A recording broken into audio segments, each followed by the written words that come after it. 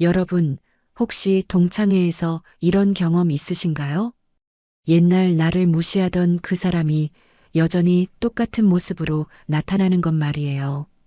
오늘 제가 들려드릴 이야기는 서울 강남의 한 고급 호텔에서 벌어진 믿기 힘든 이야기입니다. 서울여고 78학번 동창회. 30년 만에 모인 그 자리에서 한 여성이 과거의 가해자와 마주하게 됩니다. 너 아직도 그 동네 살아? 전세? 어떤 공무원이야? 구청 말단지? 학창 시절부터 가난을 조롱하며 괴롭혔던 조혜진. 30년이 지난 지금도 여전히 다른 사람을 깎아내리려 합니다. 하지만 그녀는 몰랐습니다. 자신이 지금 누구에게 그런 말을 하고 있는지 말이죠.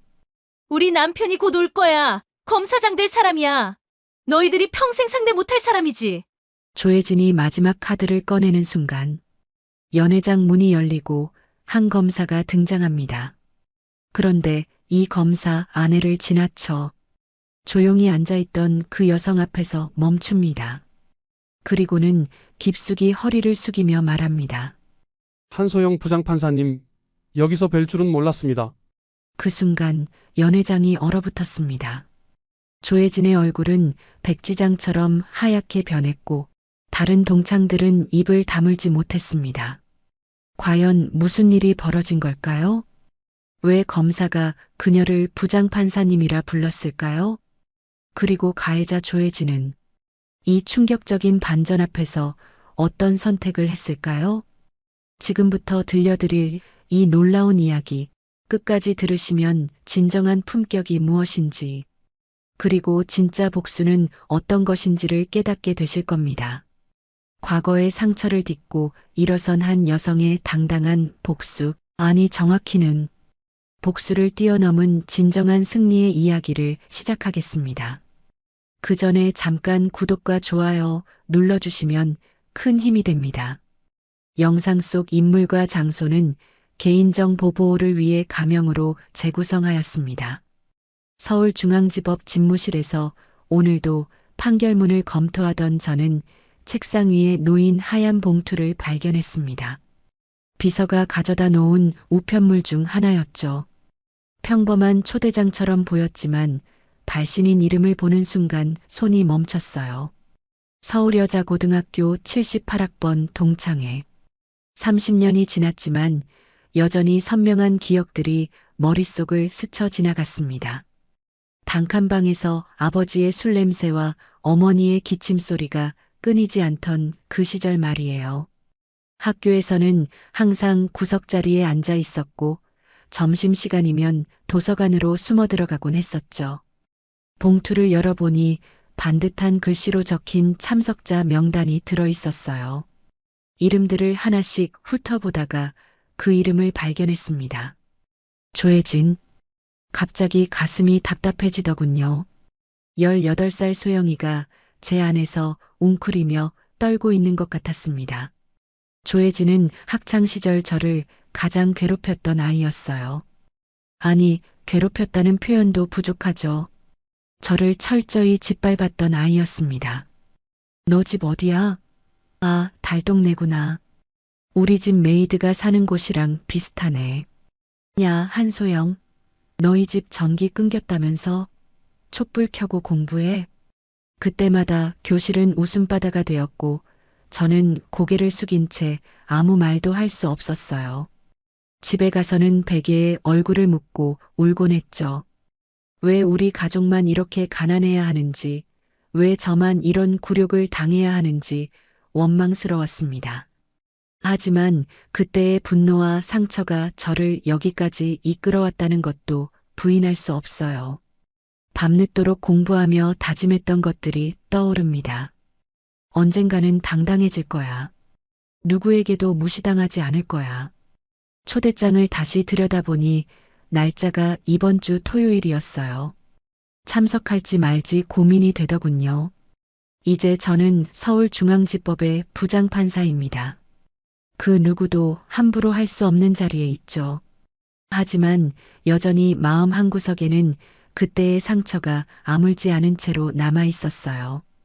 창밖으로 보이는 서울 시내의 풍경을 바라보며 생각에 잠겼습니다. 30년 전 그 단칸방에서 이곳까지 오기까지 얼마나 많은 밤을 울며 지새웠는지 모르겠어요. 그런데 왜 아직도 조혜진이라는 이름 앞에서는 움츠러들게 되는 걸까요? 책상 서랍을 열어 초대장을 넣으려다가 멈췄습니다. 도망치는 것은 이제 그만두고 싶었어요. 진정한 의미에서 과거와 마주해 볼 때가 온 것 같았습니다. 그날 저녁 집에 돌아와서도 초대장 생각에 잠이 오지 않았습니다. 거실 소파에 앉아 과거를 되짚어 보니 가슴이 먹먹해지더군요. 어머니가 폐결핵으로 누워 계시던 그 좁은 방, 술에 취해 돌아와 화풀이하던 아버지의 모습들이 생생하게 떠올랐어요. 그때 저는 정말 아무것도 가진 게 없었어요. 교복도 언니가 물려준 것이었고 운동화는 밑창이 닳아서 비 오는 날이면 발이 젖곤 했죠. 그런 저를 조혜진은 놓아주지 않았습니다. 마치 저의 가난이 재미있는 구경거리라도 되는 양 친구들 앞에서 공공연히 조롱했어요. 한소영, 너 어제 알바했다며? 뭐 했는데? 아, 전단지 돌렸구나. 우리 아파트에서 봤어. 엄마가 불쌍하다고 하시던데. 그런 말들이 비수처럼 가슴에 박혔습니다. 하지만 저는 꾹 참고 견뎌냈어요. 언젠가는 보란 듯이 성공해서 당당해지고 싶었거든요. 핸드폰이 울리더군요. 절친한 친구 정유림이었습니다. 소영아, 뭐해? 목소리가 왜 그래? 유림은 고등학교 때부터 저와 친했던 몇 안 되는 친구였어요. 가난한 저를 차별하지 않고 진심으로 대해주던 아이였죠. 유림아, 동창회 초대장이 왔어. 정말? 갈 거야? 모르겠어. 조혜진도 온다는데. 전화기 너머로 유림의 한숨소리가 들렸습니다. 그애 말이야? 아직도 그 일 때문에 힘들어해? 저는 솔직하게 털어놓았어요. 아직도 그때의 기억이 생생하다는 것, 성공했다고 생각했는데 여전히 마음 한구석이 아프다는 것을 말이죠. 소영아, 넌 이미 충분히 증명했어. 부장판사까지 된 게 어디야. 그런데 왜 아직도 그 애 때문에 힘들어하는 거야? 유림의 말이 맞았습니다. 저는 가난한 집안에서 태어났지만 스스로의 힘으로 여기까지 왔어요. 사법고시에 합격하고 판사가 되고 이제는 부장판사 자리에까지 올랐죠. 그런데도 왜 아직 완전히 자유로워지지 못한 걸까요? 유림아, 나 가보려고. 정말 잘 생각한 것 같아. 이건 복수가 아니야. 나 자신을 위한 시험이라고 생각해. 진짜로 과거에서 벗어나고 싶어? 유림은 제 결정을 지지해줬습니다. 그래, 당당하게 가서 보여줘. 내가 얼마나 멋진 사람이 되었는지 말이야.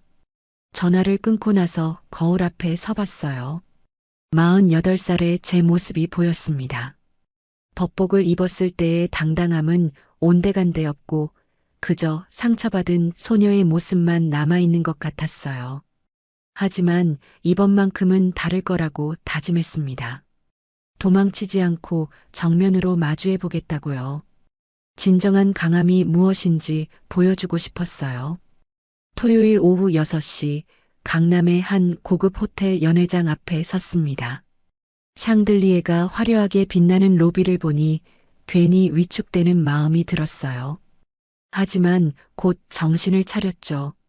저도 이제 이런 곳이 어색하지 않은 사람이 되었으니까요. 검은색 원피스에 진주 목걸이를 메고 왔는데 일부러 화려하지 않게 차려입었습니다. 판사라는 정체성을 드러내고 싶지 않았거든요. 순수하게 한소영이라는 개인으로 이 자리에 오고 싶었어요. 연회장 문을 열고 들어서니 익숙한 얼굴들이 보였습니다. 30년이 지났지만 대체로 알아볼 수 있었어요. 다들 중년이 되어 살이 찌고 주름이 생겼지만 표정과 분위기는 예전과 크게 다르지 않았습니다. 조용히 구석자리로 가려는데 누군가 저를 불렀어요. 한소영 맞지? 와, 정말 오셨네. 학창시절 반장이었던 김미경이었습니다. 반갑긴 했지만 어딘가 어색한 미소를 지으며 다가왔어요. 미경아, 오랜만이야. 정말 오랜만이네.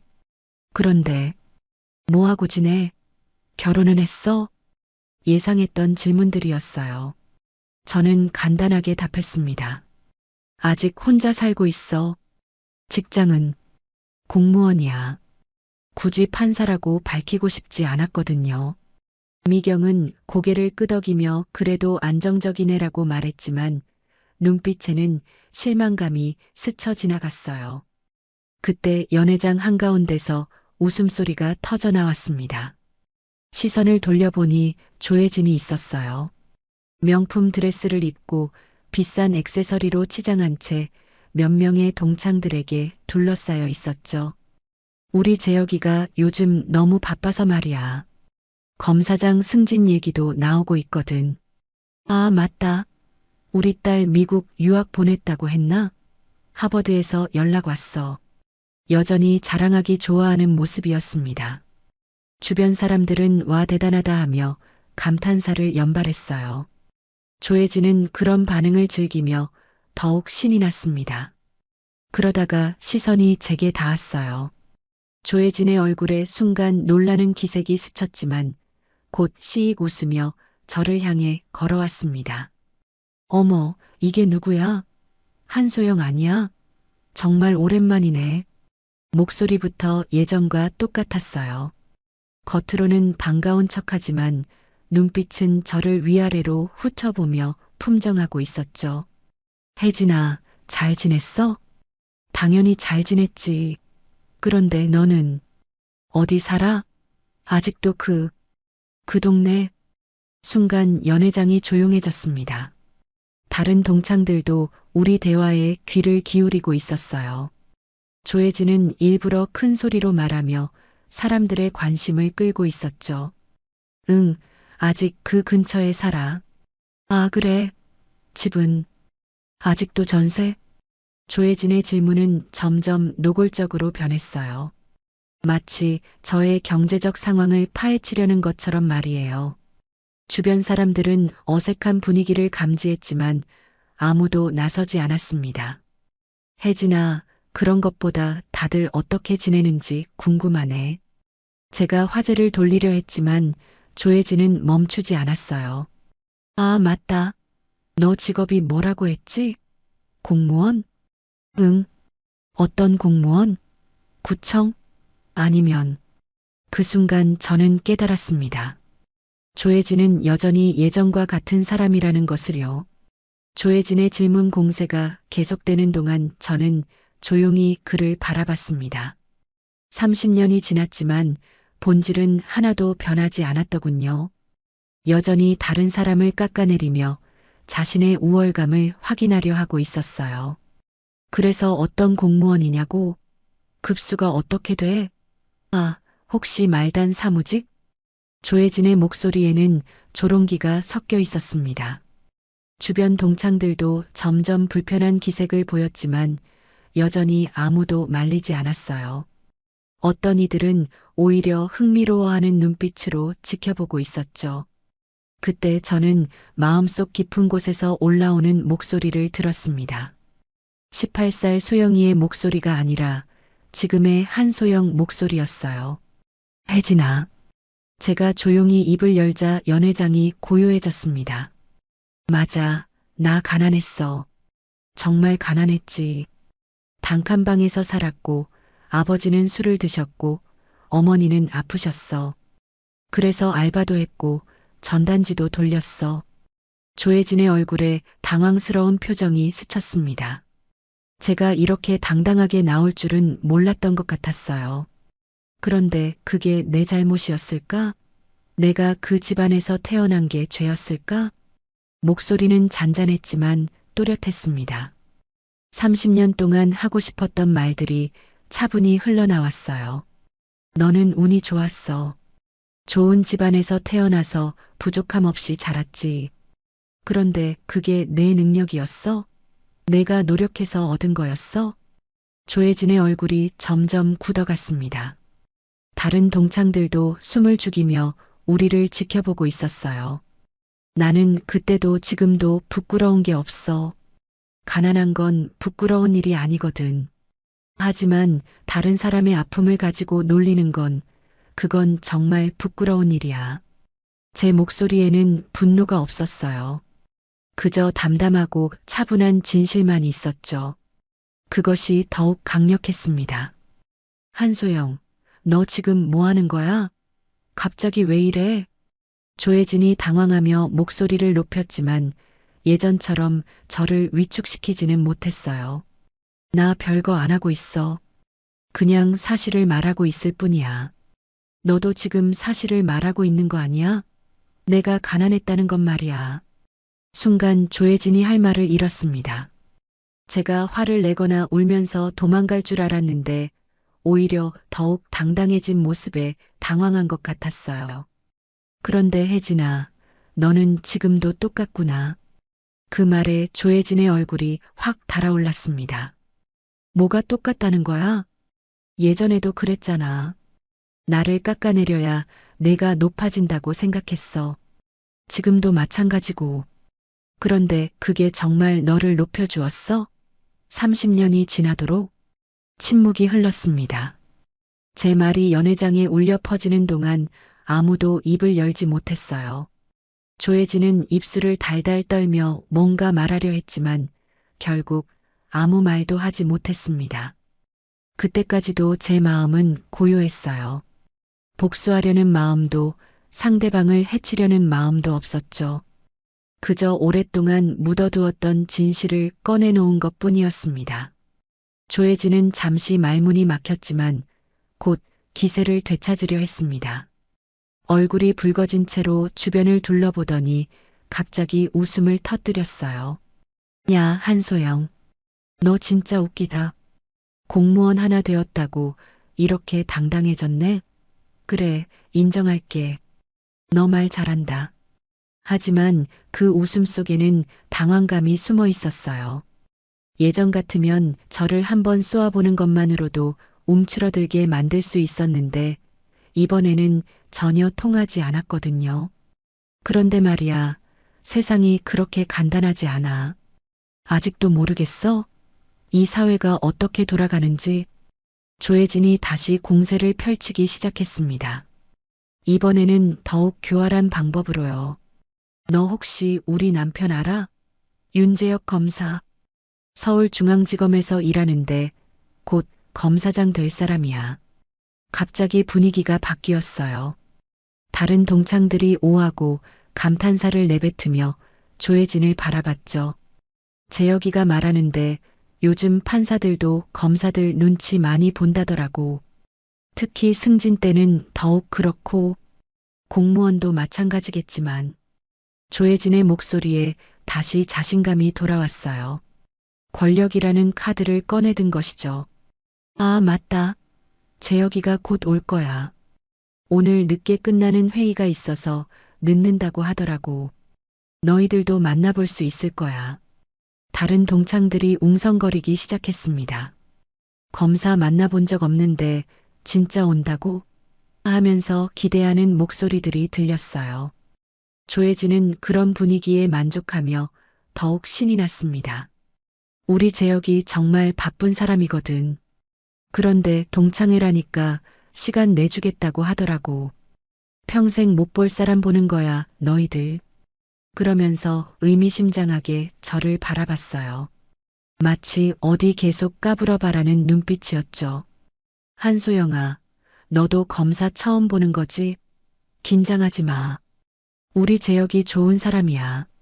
물론 일할 때는 무섭지만. 조혜진의 말투에는 은근한 위협이 섞여 있었어요. 검사라는 권력을 등에 업고 저를 다시 눌러보려는 것이었죠.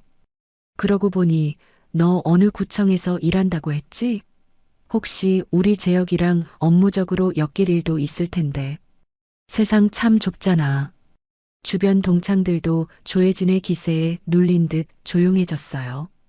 누군가는 역시 혜진이가 제일 잘 나갔네라고 속삭였고 또 누군가는 저를 동정하는 듯한 시선을 보냈죠.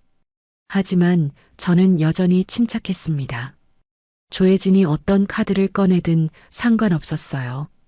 진실은 변하지 않으니까요. 혜진아, 남편분이 대단한 분이시구나. 그럼 너희들이 평생 상대 못할 사람이야. 아, 그런데 재혁이가 언제 온다고 했더라? 8시쯤이었나? 조혜진이 시계를 보며 말했어요. 이제 7시 반이었죠. 조금만 기다리면 볼 수 있을 거야. 정말 멋있는 사람이니까 기대해도 좋아. 연회장 분위기는 완전히 조혜진 중심으로 돌아갔습니다. 마치 검사 남편을 둔 자신이 이 자리의 주인공이라도 되는 양 행동했어요. 그런 조혜진을 바라보며 저는 고개를 살짝 끄덕였습니다. 정말 마지막까지 예전 그대로구나 하고 생각하면서요. 8시가 조금 넘었을 때 연회장 문이 열렸습니다. 단정한 정장을 입은 중년 남성이 들어서는 모습이 보였어요. 조혜진이 벌떡 일어나며 손을 흔들었죠. 여기야, 재혁아. 윤재혁 검사였습니다. 키가 크고 인상이 날카로운 편이었어요. 연회장을 둘러보며 걸어오는데 갑자기 걸음이 멈췄습니다. 저를 본 순간이었어요. 윤재혁 검사의 얼굴이 순간 굳어지더니 눈이 커졌습니다. 그리고는 조혜진을 지나쳐 곧장 제게로 향했어요. 재혁아, 왜 그래? 조혜진이 당황하며 남편을 불렀지만 윤재혁 검사는 듣지 못하는 듯 했습니다. 그리고 제 앞에 서더니 깊숙이 허리를 숙였어요. 거의 90도에 가까운 인사였죠. 한소영 부장판사님, 여기서 뵐 줄은 몰랐습니다. 연회장이 순식간에 조용해졌어요. 숨소리조차 들리지 않을 정도로요. 안녕하세요, 윤 검사님. 저는 담담하게 인사를 받았습니다. 윤재혁 검사는 여전히 공손한 자세를 유지하며 말했어요. 부장판사님께서 이런 자리에 나오실 줄은 꿈에도 몰랐습니다. 실례가 되지 않았기를 바랍니다. 아니에요. 편하게 하세요. 하지만 윤재혁 검사는 쉽게 편해지지 못하는 것 같았어요. 저는 서울중앙지법의 부장판사고 그는 서울중앙지검의 검사였으니까요. 업무상으로도 자주 마주치는 사이였죠. 조혜진의 얼굴은 백지장처럼 하얗게 변했습니다. 입을 벌린 채 남편과 저를 번갈아 보고 있었어요. 재혁아? 부장판사가 뭐야? 목소리가 떨리고 있었어요. 다른 동창들도 상황을 파악하지 못한 채 어리둥절해하고 있었죠. 여보, 이분이 바로 제가 늘 말씀드렸던 한소영 부장판사님이세요. 서울중앙지법에서 가장 존경받는 분 중 한 분이시죠. 윤재혁 검사의 설명에 연회장은 더욱 조용해졌습니다. 누군가 부장판사? 라고 중얼거리는 소리가 희미하게 들렸어요. 조혜진은 여전히 현실을 받아들이지 못하는 듯 했습니다. 그게 무슨 소리야? 소영이가 판사라고? 네, 그것도 부장판사세요. 법조계에서는 정말 유명한 분이시죠. 윤재혁 검사가 다시 한번 설명했지만 조혜진의 혼란은 가라앉지 않았어요. 저는 조용히 말했습니다. 혜진아, 내가 공무원이라고 했잖아. 거짓말한 건 아니야. 그제야 조혜진이 상황을 이해하기 시작했어요. 판사도 넓은 의미에서는 공무원이니까요. 하지만 일반 공무원과 부장판사는 하늘과 땅 차이였죠. 그럼 처음부터 알고 있었던 거야? 조혜진의 목소리는 점점 작아졌어요. 알고 있었다고? 뭘? 내가 말한 것들. 조혜진은 더 이상 말을 잇지 못했습니다. 자신이 얼마나 무례하게 굴었는지 깨달은 것 같았어요. 윤재혁 검사가 아내의 상황을 파악하고는 당황스러워했습니다. 혹시 신뢰를 범한 일이 있었나요? 아니에요. 오랜만에 만난 동창들과 즐겁게 이야기하고 있었어요. 저는 여전히 차분했습니다. 복수할 생각도 조혜진을 곤란하게 만들 생각도 없었어요. 다만 진실이 드러났을 뿐이었죠. 연회장의 분위기는 완전히 뒤바뀌었습니다. 이제 모든 시선이 저에게 쏠려 있었고 조혜진은 구석으로 밀려나 있었어요. 하지만 저에게는 그런 것들이 중요하지 않았습니다. 이미 제가 원하던 것을 얻었으니까요. 윤재혁 검사가 상황을 파악한 후 아내에게 작은 목소리로 뭔가 말하는 것이 보였어요. 조혜진의 얼굴은 점점 더 창백해졌습니다. 다른 동창들도 어색한 침묵 속에서 서로를 바라보며 무슨 일이 벌어졌는지 짐작하려 하고 있었죠. 조혜진이 천천히 제게 다가왔습니다. 아까 전에 당당했던 모습은 온데간데 없이 사라지고 고개를 숙인 채 조심스럽게 걸어왔어요. 소영아, 목소리가 떨리고 있었습니다. 미안해. 정말 미안해. 내가 판사인 줄 몰랐어. 그 말을 듣는 순간 저는 묘한 기분이 들었어요. 드디어 조혜진에게서 사과를 듣게 된 것이죠. 30년을 기다렸던 그 말을요. 하지만 동시에 이상했습니다. 뭔가 핵심을 놓치고 있는 것 같았어요. 혜진아, 저는 조용히 말했습니다. 내가 판사가 아니었어도 넌 그렇게 하면 안 됐어. 조혜진이 고개를 들어 저를 바라봤어요. 눈가가 붉어져 있었죠.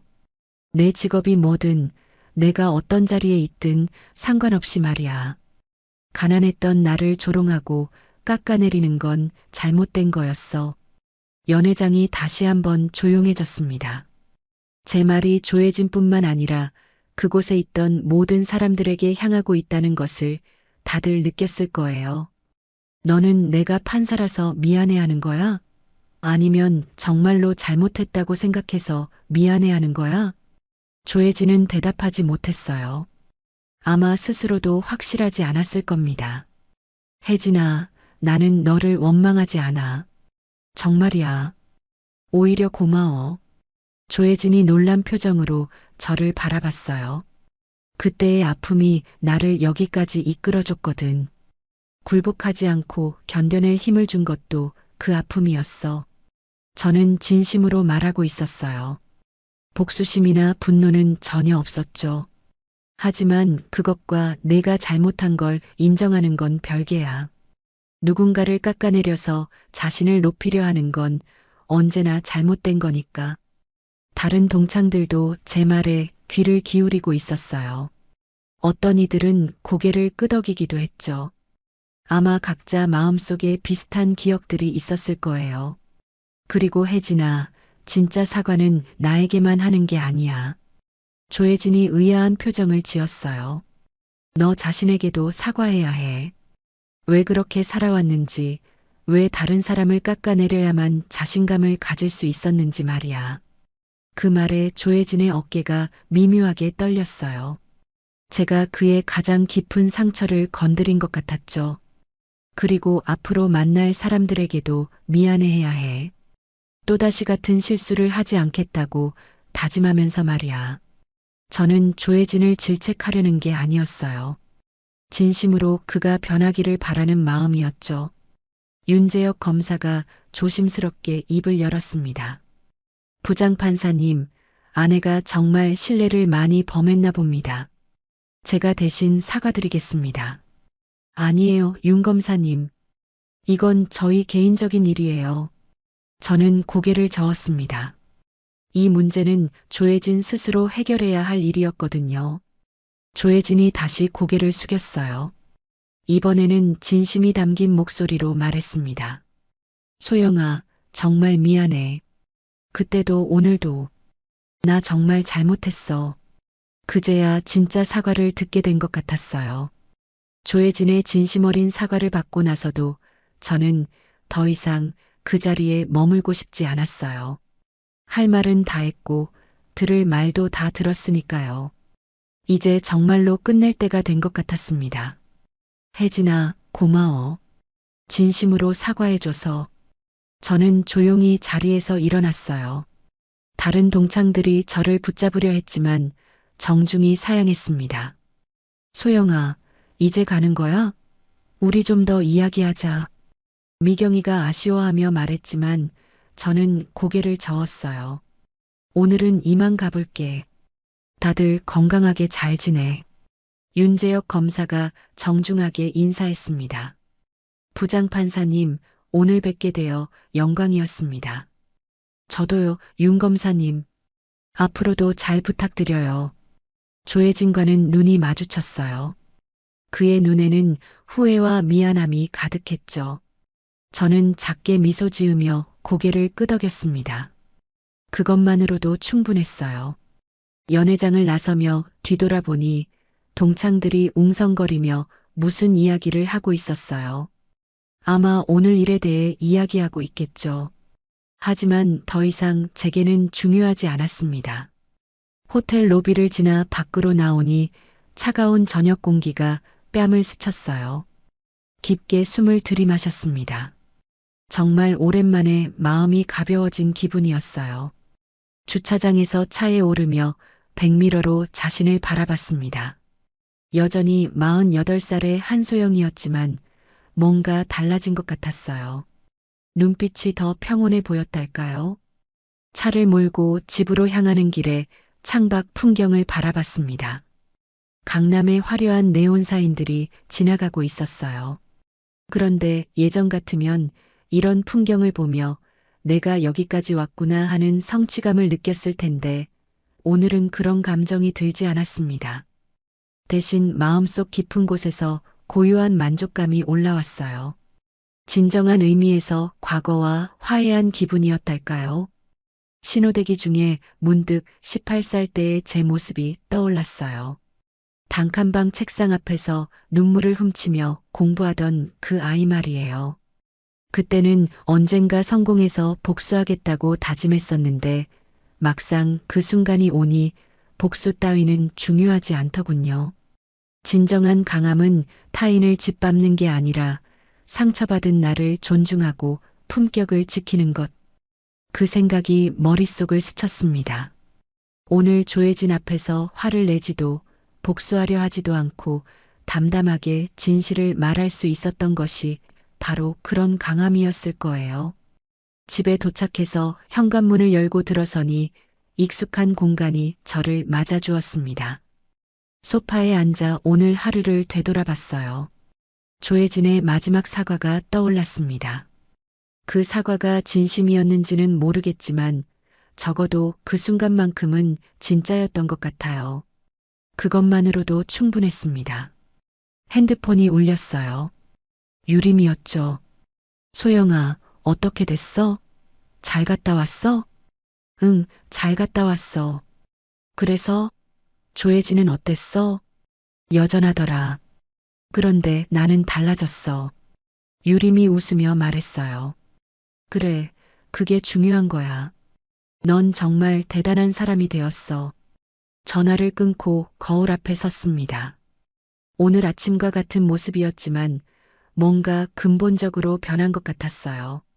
마음 깊은 곳에 있던 18살 소영이의 상처가 마침내 아물기 시작한 것 같았거든요.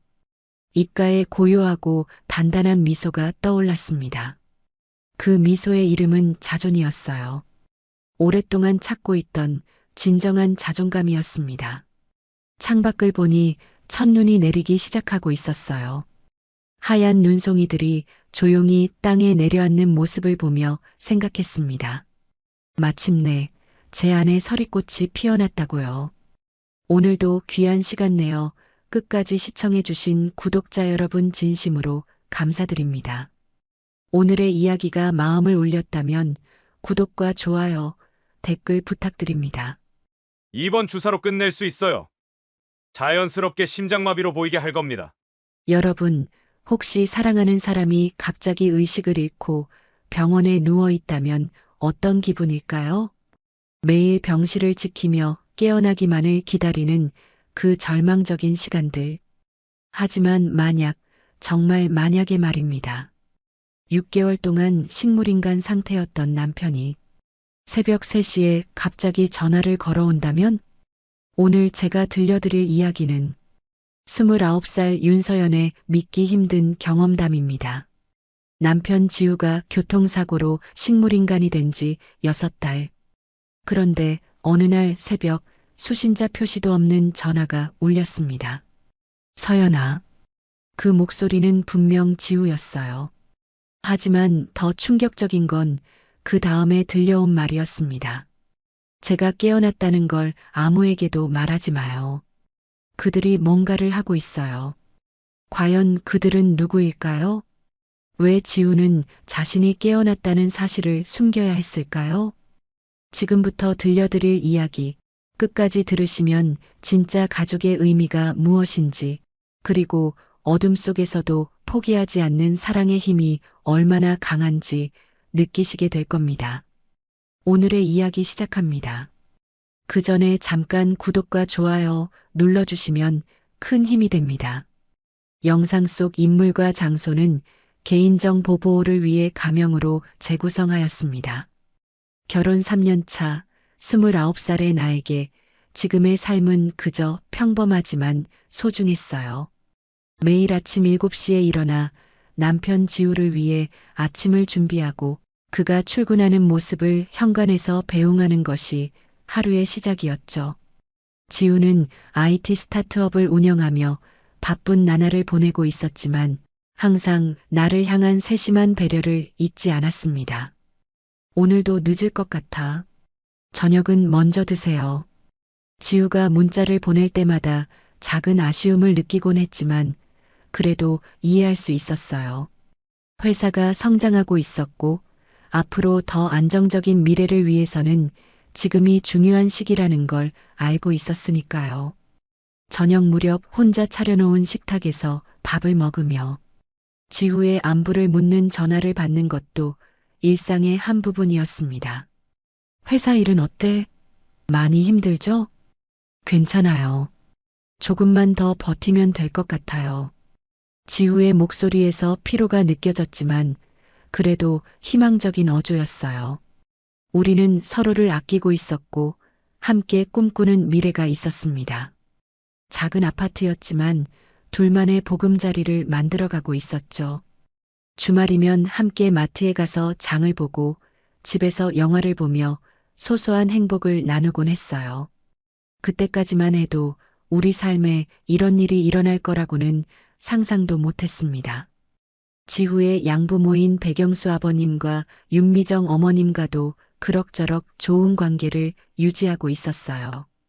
한 달에 한 번씩 안부 인사를 드리러 가면 어머님은 항상 정중하셨고 아버님은 지후의 사업에 대해 관심을 보여주셨습니다. 물론 때로는 약간 냉정한 느낌이 들기도 했지만 그냥 성격이 그런 분들이라고 생각했어요. 지우는 입양하라는 사실을 결혼 전에 솔직하게 털어놓았습니다. 부모님이 일찍 돌아가셔서 고등학교 때 백영수 아버님 댁에서 키워졌다고 했어요. 그 이야기를 들었을 때도 별로 대수롭지 않게 여겼습니다. 중요한 건 지금 우리가 서로 사랑하고 있다는 것뿐이었으니까요. 그런 평범한 일상이 한순간에 무너질 줄 누가 알았을까요? 6개월 전 그 운명의 날이 오기 전까지는 말이에요. 6개월 전 그날을 잊을 수가 없어요. 지우가 교통사고를 당했다는 소식을 들었을 때의 그 충격, 병원으로 달려가면서 느꼈던 공포감, 그리고 의사로부터 식물인간 상태라는 진단을 들었을 때의 절망감까지 모든 것이 한순간에 무너져 내렸습니다. 처음 몇 달은 정말 힘들었어요. 매일 병원에 가서 지우의 손을 잡고 앉아 있었습니다. 혹시라도 깨어날 기미가 있을까봐 놓칠 수 없었죠. 양부모님들도 자주 오셨지만 왠지 저와는 다른 모습이었어요. 슬픔보다는 체념에 가까운 표정이었달까요? 그때는 그저 각자만의 방식으로 슬픔을 표현하는 거라고 생각했습니다. 시간이 지나면서 조금씩 일상에 적응해 나가려고 노력했어요. 병원 생활이 길어질 것 같아서 야간 간병인도 고용했습니다. 장소민이라는 분이었는데 20년 경력의 베테랑이라고 했어요. 침착하고 신뢰할 만한 인상이었죠. 그런데 바로 어젯밤 새벽 3시에 전화가 왔어요. 수신자 표시도 없는 이상한 전화였습니다. 누군가 장난이겠거니 하면서 받았는데 들려온 목소리에 온몸이 얼어붙었어요. 여보세요? 서연아. 그 목소리는 분명 지우였습니다. 6달 동안 듣지 못했던 남편의 목소리였어요. 꿈인가 싶어서 뺨을 꼬집어 봤지만 아팠습니다. 지후야? 지후야, 정말 너야? 맞아. 하지만 제가 깨어났다는 걸 아무에게도 말하지 마세요. 목소리가 약하긴 했지만 분명히 지우였어요. 눈물이 쏟아졌습니다. 그런데 다음에 들려온 말은 더욱 충격적이었죠. 그들이 뭔가를 하고 있어요. 조심해야 해요. 그들이 누구야? 무슨 말이야? 지금은 말할 수 없어요. 누군가 올 것 같아요. 나중에 다시 연락할게요. 그렇게 전화가 끊어졌어요. 한동안 멍하니 앉아 있었습니다. 정말 지우가 깨어난 걸까요? 아니면 내가 너무 그리워해서 환청을 들은 걸까요? 하지만 그 목소리는 너무나 생생했어요. 분명히 지우였습니다. 아침이 되자마자 병원으로 달려갔어요. 지우는 여전히 침대에 누워 있었고 의식이 없는 것처럼 보였습니다. 하지만 뭔가 다른 느낌이었어요. 어젯밤 전화를 받기 전과는 분명히 달랐죠. 미묘한 변화였지만 느낄 수 있었습니다.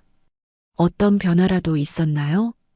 주치의인 진한수 선생님께 물어봤어요. 그런데 선생님의 반응이 이상했습니다. 잠깐 당황하는 기색을 보이더니 곧바로 평소와 같은 표정으로 돌아갔어요. 아직은 특별한 변화가 없습니다. 좀 더 지켜봐야겠어요. 그날 하루 종일 지우 곁에 있었지만 아무 일도 일어나지 않았어요. 하지만 분명히 뭔가 달라진 게 있었습니다. 내 직감이 틀릴 리 없었어요. 새벽 전화 이후로 모든 게 달라 보이기 시작했어요. 평소에는 별로 신경 쓰지 않았던 것들이 하나둘씩 눈에 들어왔습니다. 특히 양부모님들의 행동이 이상했어요. 보험금 처리는 어떻게 되고 있나요? 백영수 아버님이 병실에 오시자마자 하신 말씀이었어요. 지후의 안부를 묻기도 전에 말입니다. 그때까지만 해도 경제적인 부분을 걱정하시는 거라고 생각했죠. 하지만 지금 생각해보니 뭔가 이상했어요. 아직 확정된 게 없어요. 의사 선생님께서 더 지켜봐야 한다고 하셨거든요. 그렇군요. 아버님의 표정에서 실망감 같은 게 스쳐 지나갔어요. 왜 그런 표정을 지으시는 걸까요? 그리고 윤미정 어머님도 마찬가지였습니다. 지우를 바라보는 시선이 예전과 달랐어요. 사랑하는 아들을 보는 눈빛이 아니라 뭔가 계산하는 듯한 차가운 시선이었죠. 지우가 깨어날 가능성은 얼마나 되나요? 어머님이 진한수 선생님께 물어보셨어요. 그런데 그 질문 자체가 이상했습니다. 보통은 언제 깨어날까요? 라고 묻는 게 자연스럽지 않을까요? 마치 깨어나면 안 되는 것처럼 느껴졌어요. 현재로서는 예측하기 어렵습니다. 하지만 희망을 잃지 마세요. 진한수 선생님의 답변도 애매했어요. 처음에는 전문의로서 신중한 답변을 하시는 거라고 생각했는데 지금은 뭔가 숨기고 있는 것 같았습니다. 그리고 또 다른 이상한 점이 있었어요. 사고 당일의 상황이 너무 애매했던 거죠. 경찰 조사에 따르면 지우가 혼자 운전하다가 중앙선을 침범해서 일어난 단독사고라고 했어요. 하지만 지우는 평소에 정말 조심스럽게 운전하는 사람이었습니다. 과속도 안 하고 음주운전은 절대 하지 않는 사람이었죠. 왜 갑자기 그런 실수를 했을까요? 혼자 중얼거리며 사고 현장을 다시 찾아가 봤어요. 도로 상황도 그렇게 복잡하지 않았고 날씨도 맑았던 날이었거든요. 뭔가 석연치 않은 부분이 많았습니다. 그날 저녁 장소민 간병인과 이야기를 나눴어요. 베테랑다운 차분한 성격이라 평소에도 믿음이 갔는데 그날은 뭔가 심각한 표정이었어요. 혹시 이상한 점을 못 느끼셨나요? 무슨 말씀이세요? 밤에 가끔 이상한 일이 있어요. 진한수 선생님이 정규 회진 시간이 아닌데도 와서 뭔가 하고 가시더라고요. 장소민의 말에 온몸에 소름이 돋았어요. 새벽 전화와 연결되는 부분이 있는 것 같았습니다. 어떤 일을 하시는데요? 주사를 놓으시는 것 같아요. 그런데 간병 일지에는 기록이 없어요. 이상하죠? 정말 이상했어요. 의료진이 하는 모든 처치는 기록으로 남겨야 하는 게 원칙인데 왜 기록이 없을까요? 그리고 왜 정규 시간이 아닌 새벽에 와서 그런 일을 하는 걸까요? 혹시 다른 환자분들도 그런가요? 아니요. 유독 지후 환자분만 그래요. 그날 밤부터 뭔가 무서운 생각이 들기 시작했어요. 정말 지우가 깨어나려고 하는데 누군가가 그걸 막고 있는 건 아닐까요? 그리고 그 누군가는 과연 누구일까요? 장소민과의 대화 이후로 밤잠을 이룰 수가 없었어요. 계속 지우의 새벽 전화가 떠올랐습니다. 그들이 뭔가를 하고 있어요 라는 말이 귓가에 맴돌았죠. 혹시 정말 누군가가 지우의 회복을 방해하고 있는 건 아닐까요? 다음 날 아침 일찍 병원에 갔어요. 지우의 상태를 확인하고 싶었거든요. 그런데 병실에 들어서자마자 이상한 냄새가 났습니다. 약품 냄새 같은 거였는데 평소와는 다른 느낌이었어요. 어젯밤에 뭔가 있었나요? 장소민에게 물어봤어요. 그는 주변을 둘러보더니 작은 목소리로 대답했습니다. 새벽 2시경에 진한수 선생님이 오셨어요. 이번에는 제가 자세히 봤는데 분명히 주사를 놓으시더라고요. 무슨 주사인지 아세요? 모르겠어요. 하지만 주사를 놓고 난 후에 지우님의 상태가 더 깊은 잠에 빠지는 것 같았어요. 그 말을 들으니 온몸이 떨렸습니다. 정말 누군가가 지우를 깨어나지 못하게 하고 있는 거였어요. 하지만 왜 그런 일을 하는 걸까요? 장소민 씨, 혹시 저와 협력해 주실 수 있나요? 무슨 말씀이세요? 뭔가 이상한 일이 벌어지고 있어요. 제가 혼자서는 할 수 없는 일이에요. 장소민은 잠시 고민하더니 고개를 끄덕였습니다. 20년간 간병 일을 하면서 이런 일은 처음이에요. 분명히 뭔가 잘못되고 있습니다. 그날부터 우리는 본격적인 감시를 시작했어요. 장소민은 밤 시간을, 저는 낮 시간을 담당했습니다. 그리고 모든 일을 꼼꼼히 기록하기로 했죠. 며칠 후 또 다른 이상한 일이 발생했어요. 백영수 아버님이 진한수 선생님과 복도에서 은밀하게 대화를 나누는 모습을 목격했습니다. 언제까지 이런 식으로 해야 하나요? 조금만 더 기다리세요. 곧 모든 게 정리될 겁니다. 보험회사에서 자꾸 재조사를 하겠다고 하는데 걱정하지 마세요. 제가 알아서 처리하겠습니다. 그들의 대화를 듣고 있으니 온몸에 소름이 돋았어요. 보험금 때문에 이런 일을 저지르고 있는 거였나요? 아니, 그럴 리 없어요. 설마 양부모님이 그런 일을 하실 리가. 하지만 의심은 점점 커져만 갔습니다. 특히 윤미정 어머님의 행동이 더욱 이상했어요. 지우를 보는 시선이 갈수록 차가워지고 있었거든요. 지우가 깨어나면 좋겠는데, 입으로는 그렇게 말하지만 표정에서는 전혀 다른 감정이 느껴졌어요. 마치 깨어나면 안 되는 것처럼 말이죠. 그날 밤 장소민이 흥미로운 걸 발견했어요. 오늘은 진한수 선생님이 오시기 전에 지우님이 잠깐 눈을 뜨셨어요. 정말요? 네, 분명히 봤어요. 하지만 주사를 맞고 난 후에는 다시 깊은 잠에 빠지셨어요. 이제 확신이 들었습니다. 지우는 분명히 깨어나려고 하고 있어요. 하지만 누군가가 그걸 막고 있는 거였습니다. 그리고 그 배후에는 양부모님들과 진한수 선생님이 있었어요. 우리가 증거를 모아야 해요. 어떻게요?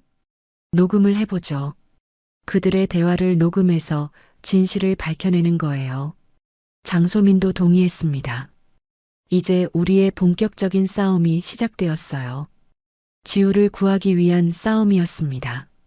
증거를 모으기 시작한 지 일주일쯤 지났을 때 또다시 새벽 3시에 전화가 왔어요. 이번에는 미리 준비를 해두었죠. 녹음기를 켜놓고 전화를 받았습니다. 서연아, 나야. 지우야. 정말 다행이다. 너무 걱정했어. 미안해, 자주 연락하지 못해서. 상황이 생각보다 심각해. 지우의 목소리가 이전보다 더 약해진 것 같았어요. 하지만 의식은 분명히 또렷했습니다. 무슨 일이야? 도대체 뭔 일이 벌어지고 있는 거야? 제가 양부모님께 보험금 수단으로 길러진 거였어. 그 말을 들었을 때 온몸이 얼어붙었습니다. 설마 그런 일이 있을까 했는데 지우의 목소리는 너무나 진지했어요. 무슨 말이야? 자세히 말해봐. 고등학생 때 입양되었잖아. 그때부터 아버님이 저한테 여러 개의 보험을 들어두셨어. 생명보험, 상해보험 총 50억 원 정도. 50억이라는 숫자를 들었을 때 숨이 막혔어요.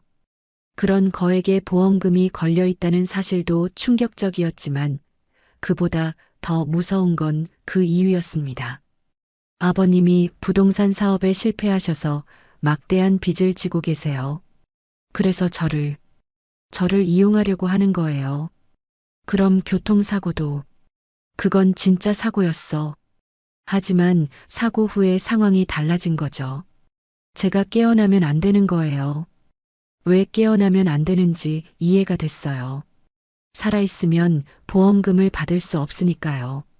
진한수 선생님이 원래 정형외과 전문의였는데 지금은 의료 브로커로 활동하고 있어. 아버님과 손을 잡고 저를 식물인간 상태로 유지하려고 하는 거예요. 의료 브로커라는 말이 무슨 뜻인지 알 것 같았어요. 의료보험 사기에 관련된 일을 하는 사람이겠죠. 그럼 지금 너한테 뭘 하고 있는 거야? 의식을 잃게 하는 약물을 지속적으로 투여하고 있어. 그래서 제가 깨어나지 못하는 거예요. 정말 끔찍한 일이었습니다. 친아들처럼 키웠다던 양부모님이 돈 때문에 이런 일을 저지르고 있다니요. 그리고 서연 씨도 조심해야 해. 나도? 왜? 서연 씨가 너무 많은 걸 알게 되면 정신병원에 강제 입원시킬 계획이에요. 서연 씨가 정신적 충격으로 환상을 보고 있다고 진단서를 꾸며서 말이에요. 온몸이 떨렸습니다. 나까지 그런 계획에 포함되어 있다니요. 이제는 정말 빨리 행동해야 할 때였어요. 어떻게 해야 하지? 증거를 모으세요. 그들의 대화를 녹음하든 약물 투여 장면을 촬영하든 그래야 이 상황을 끝낼 수 있어. 알겠어. 장소민 씨가 도와주고 있어. 장소민 씨를 믿으세요. 그분만이 지금 저를 지켜줄 수 있는 사람이에요. 언제까지 이런 식으로 버틸 수 있어? 오래 버틸 수 없어요. 몸이 점점 약해지고 있어요. 빨리 해주세요. 그렇게 전화가 끊어졌어요. 녹음기를 확인해 보니 다행히 모든 대화가 녹음되어 있었습니다. 하지만 이것만으로는 부족했어요. 더 결정적인 증거가 필요했습니다. 다음 날 아침 장소민에게 지우와의 통화 내용을 전했어요. 그도 충격을 받았지만 곧 마음을 다잡았습니다. 이제 본격적으로 움직여야겠네요. 네, 시간이 별로 없는 것 같아요. 우리는 더욱 치밀한 계획을 세우기 시작했어요. 진실을 밝혀내기 위한 마지막 승부가 시작되었습니다. 지우와의 두 번째 통화 이후로 우리는 더욱 신중하게 행동했어요. 장소민과 함께 작은 녹음기를 병실 곳곳에 숨겨놓았습니다. 침대 밑, 의료 장비 뒤, 창문 커튼 뒤까지 어디서 대화를 나누든 놓치지 않으려고 했어요. 며칠 동안은 별다른 성과가 없었습니다. 평상시와 같이 진한수 선생님이 회진을 하고 양부모님들이 면회를 오는 정도였죠. 하지만 그들의 행동을 자세히 관찰해 보니 예전과는 다른 점들이 보였어요. 특히 백영수 아버님의 초조함이 눈에 띄었습니다. 병실에 오시면 계속 시계를 보시고 휴대폰을 자주 확인하셨어요. 뭔가 급한 일이 있는 것 같았습니다. 보험회사에서 언제까지 기다려준다고 했나요? 어머님이 아버님께 물어보시는 걸 들었어요. 이번 주까지라고 했어요. 더 이상 늦어지면 재조사에 들어간다고 하더군요. 그 대화를 듣고 긴장이 되었어요. 이번 주라는 건 며칠 남지 않았다는 뜻이었거든요. 그들이 뭔가 결정적인 행동을 취할 시기가 다가오고 있는 것 같았습니다. 화요일 밤 드디어 결정적인 순간이 왔어요. 장소민이 평소보다 일찍 와서 대기하고 있었는데 밤 11시쯤 백영수 아버님과 윤미정 어머님이 함께 오셨어요. 평소에는 이런 늦은 시간에 오시지 않는데 이상했죠. 오늘 밤에 끝내는 게 어떨까요? 어머님이 작은 목소리로 말씀하셨어요. 병실 문이 살짝 열려 있어서 복도에서도 들릴 정도였습니다. 진한수 선생님은 언제 오신다고 했나요? 자정쯤 오신다고 했어요. 오늘이 마지막 기회예요. 마지막 기회라는 말이 무슨 뜻인지 알 것 같아서 온몸이 떨렸어요. 장소민과 눈을 마주쳤는데 그도 같은 생각인 것 같았습니다. 자정이 조금 지나서 진한수 선생님이 나타났어요. 평소와는 다르게 큰 주사기를 들고 있었습니다. 이제 정말 끝내야겠습니다. 보험회사에서 의심하기 시작했어요. 이번 주사로 끝나는 건가요? 네, 자연스럽게 심장마비로 보이게 할 수 있어요. 아무도 의심하지 않을 겁니다. 그 순간 온몸에 소름이 돋았어요. 그들이 지우를 죽이려고 하고 있었던 거예요. 보험금을 받기 위해서 말이죠. 그럼 서연은 어떻게 하죠? 내일 정신과 상담을 받게 할 예정이에요. 남편을 잃은 충격으로 환각을 보고 있다고 진단하면 됩니다. 그러면 강제 입원도 가능해요. 나까지 제거할 계획이라니. 정말 치밀하고 잔인한 계획이었어요. 자, 그럼 시작하겠습니다. 진한수 선생님이 주사기를 준비하기 시작했어요. 장소민이 제 손을 꽉 잡았습니다. 이제 행동해야 할 때였어요. 하지만 그 순간 예상치 못한 일이 일어났습니다. 지우의 손가락이 살짝 움직인 거예요. 그리고 눈꺼풀이 떨리기 시작했습니다. 뭔가 이상한데요. 진한수 선생님이 당황한 목소리로 말했어요. 빨리 주사를 놓으세요. 아버님이 다급하게 재촉했습니다. 바로 그때였어요. 지우가 천천히 눈을 떴습니다. 그리고 침대에서 일어나려고 하는 거예요. 아직 끝난 게 아니야. 지우의 약한 목소리가 병실에 울려 퍼졌습니다. 그들은 모두 얼어붙었어요.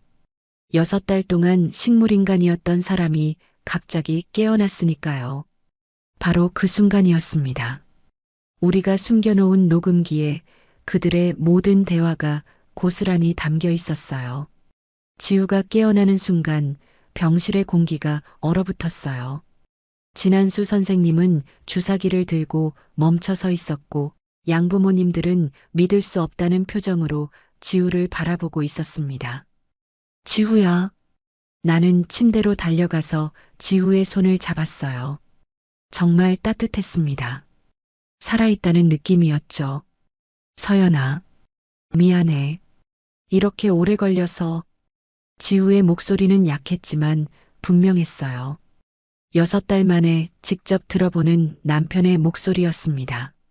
이게 어떻게 된 일이지? 백영수 아버님이 당황한 목소리로 물어보셨어요. 하지만 지우는 그들을 똑바로 쳐다보며 말했습니다. 모든 걸 다 들었어요. 제가 완전히 의식을 잃은 건 아니었거든요. 무슨 소리야? 약물 때문에 몸을 움직일 수 없었을 뿐이에요. 하지만 의식은 계속 있었습니다. 아버님이 무슨 이야기를 하는지 진한수 선생님이 무슨 짓을 하는지 다 알고 있어요. 진한수 선생님이 몰래 주사기를 숨기려고 했지만 장소민이 재빨리 가로막았어요. 그 주사기 내려놓으세요. 이건 치료용이에요. 거짓말하지 마세요. 방금 전 대화 다 들었어요. 장소민이 호주머니에서 녹음기를 꺼냈어요. 빨간 불이 켜져 있었습니다. 계속 녹음하고 있었던 거죠. 모든 대화가 다 녹음되어 있어요. 보험금을 위해 지우 씨를 죽이려고 했다는 것, 서연 씨를 정신병원에 보내려고 했다는 것까지 말이에요. 그들의 얼굴이 새하얗게 변했어요. 특히 진한수 선생님은 손이 떨리고 있었습니다. 잠깐, 이건 오해예요. 우리는 윤미정 어머님이 변명하려고 했지만 지우가 손을 들어 막았어요. 오해가 아니에요. 제가 고등학생 때부터 계획하셨잖아요. 저를 입양해서 보험을 들어두고 때가 되면 보험금을 받으려고 하신 거 말이에요. 그런 게 아니야. 우리는 정말로 너를 사랑했다고요? 그럼 왜 제가 사고 난 후에 깨어나지 못하게 약물을 투여하신 거예요? 지우의 목소리에는 분노와 슬픔이 섞여 있었어요. 10여 년 동안 가족이라고 믿고 살았는데 그 모든 게 거짓이었다는 걸 알게 된 충격이 얼마나 클까요? 부동산 사업 실패로 50억이라는 빚을 지게 되니까 저를 이용하기로 하신 거죠? 백영수 아버님이 고개를 숙였어요. 더 이상 변명할 말이 없었던 거죠. 경찰에 신고해야겠어요. 내가 휴대폰을 꺼내자 진한수 선생님이 달려들려고 했어요. 하지만 장소민이 막아섰습니다. 도망가려고 하지 마세요. 바로 그때 병실 문이 열리며 경찰들이 들어왔어요. 장소민이 미리 신고를 해둔 거였습니다. 신고 접수하고 왔습니다. 무슨 일인가요? 이 사람들이 환자를 살해하려고 했어요. 나는 녹음기를 경찰에게 건네주었어요. 그리고 지금까지의 상황을 자세히 설명했습니다. 진한수 선생님은 체포되었고 양부모님들도 경찰서로 연행되었어요. 마침내 이 모든 악몽이 끝나는 순간이었습니다. 정말 고생 많았어요. 장소민이 내 어깨를 토닥이며 말했어요. 그가 아니었다면 혼자서는 절대 할 수 없는 일이었어요. 고마워요. 정말 고마워요. 지우도 장소민에게 깊이 고개를 숙였습니다. 우리 모두에게 장소민은 생명의 은인이었어요. 그로부터 1년이 지났어요. 재판은 생각보다 빠르게 진행되었습니다. 녹음 증거와 장소민의 증언, 그리고 약물 투여 기록들이 모두 명확한 증거가 되었거든요. 진한수는 살인미수와 의료법 위반으로 15년형을 선고받았어요. 백영수 아버님은 살인교사와 보험사기 혐의로 무기징역, 윤미정 어머님은 공동정범으로 25년형을 받았습니다. 법정에서 판결문을 들을 때의 그 순간을 잊을 수 없어요. 마침내 정의가 실현된 것 같았습니다. 지우는 재활치료를 꾸준히 받았어요. 6달 동안 침대에 누워 있었던 탓에 근육이 많이 약해져 있었지만 의지가 워낙 강해서 회복 속도가 빨랐습니다. 처음에는 휠체어를 타고 다니다가 석 달 후부터는 지팡이를 짚고 걸을 수 있게 되었어요. 이제 거의 다 나은 것 같아. 지우가 웃으며 말했을 때 정말 눈물이 났어요. 이렇게 다시 함께 대화할 수 있는 날이 올 줄 몰랐거든요. 그때 전화할 때 정말 무서웠을 텐데 어떻게 용기를 낼 수 있었어? 서연 씨가 있었으니까. 혼자였다면 포기했을 거예요. 우리는 새로운 집으로 이사했어요. 예전 집에는 너무 많은 기억들이 얽혀 있었거든요. 작지만 따뜻한 우리만의 공간을 만들어 갔습니다. 지우의 회사도 정상적으로 운영되고 있어요.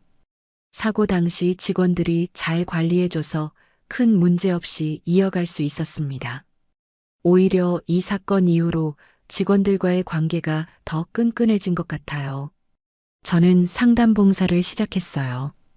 비슷한 상황에 처한 사람들을 도와주고 싶었거든요. 가족으로부터 배신당한 사람들, 의료진을 믿지 못하게 된 사람들. 생각보다 많은 분들이 도움을 필요로 하고 있었어요. 서연 씨 덕분에 용기를 낼 수 있었어요. 상담을 받으러 오시는 분들이 종종 그런 말씀을 해주세요. 그럴 때마다 이 일을 시작하길 잘했다는 생각이 들어요. 장소민은 우리 가족 같은 존재가 되었어요. 지후의 재활 치료에도 계속 도움을 주고 있고 명절이면 함께 시간을 보내곤 합니다. 그가 아니었다면 지금의 우리는 없었을 거예요. 정말 가족보다 더 가족 같아요. 지우가 장소민에게 말할 때마다 진짜 가족이 무엇인지 다시 생각하게 돼요. 핏줄로 이어진 관계가 아니라 서로를 진심으로 아끼고 지켜주는 마음이 진짜 가족인 것 같아요. 새벽 3시가 되면 가끔 그때 일이 떠올라요. 지우의 간절한 목소리, 그 전화가 없었다면 어떻게 되었을까 하는 생각도 들고요. 하지만 이제는 무서운 기억이 아니라 우리를 구해준 기적 같은 순간으로 여겨져요. 그때 전화하길 정말 잘했어요. 저도 그렇게 생각해요. 서연 씨를 믿고 연락하길 잘했어요. 지후와 저는 서로를 더욱 소중히 여기게 되었어요. 한번 잃을 뻔했던 사람이라서 그런지 함께 있는 시간 하나하나가 더욱 값지게 느껴집니다. 지금 우리는 정말 행복해요. 평범한 일상이지만 그 평범함이 얼마나 소중한지 알게 되었거든요. 새벽 3시에 그 전화가 우리 인생을 바꿔놓았고 진짜 가족이 무엇인지 알게 해주었어요. 앞으로도 서로를 지켜주며 살아갈 거예요. 오늘도 귀한 시간 내어 끝까지 시청해주신 구독자 여러분 진심으로 감사드립니다. 오늘의 이야기가 마음을 울렸다면 구독과 좋아요, 댓글 부탁드립니다.